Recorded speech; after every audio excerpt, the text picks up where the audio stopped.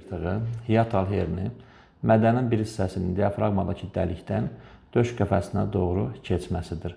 Xalq arasında buna çox vaxt mədə yırtığı deyilir. Ən çox reflüks və qızğırma ilə əlaqəli olur. Ən çox görülən əlamətlər sinədə yanma, qızğırma, turş suyun ağza gəlməsi, gəyirmə, yeməkdən sonra köp və ağırlıq hissi, udğunarkən narahatlıq, uzanan zaman şikayətlərin artması, bəzən isə sinə ağrısı və xroniki öskürək kimi şikayətlər verə bilir. Bəzi insanlarda isə heç bir əlamət olmur və təsadüfən aşkarlanır. Mədə yırtığı niyə yaranır?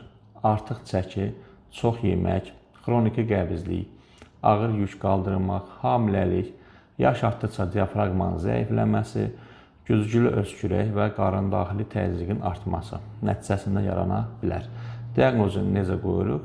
Ən vacib üsullar gastroskopiya, bariumlu rentgen, lazım olarsa pH-metriya və manometriya vasitəsilə diaqnoz qoymaq mümkündür. Müalicəsi: əgər yırtıq kiçikdirsə və ağırlaşma yoxdursa, az-az və tez-tez yemək, yeməkdən sonra uzanmamaq, çəki azaltmaq, yağlı, acılı, turş qidalardan uzaq durmaq, yatarkən baş hissəni bir qədər hündür etmək, turşuluğu azaldan dərmanlar, böyük yırtıqlarda və ya ciddi reflüks qanaxma, sıxılma olduqda əməliyyat lazım ola bilər. Nə vaxt həkimə müraciət etmək lazımdır?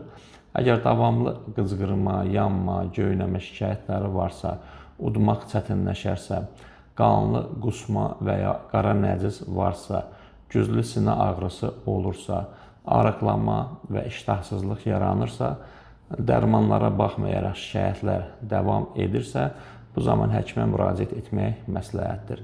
Mədə yırtığı çox yayılmış problemdir, amma uzun müddət nəzarətsiz qalanda qida borusunda zədələnmə və xroniki reflüks yarada bilər.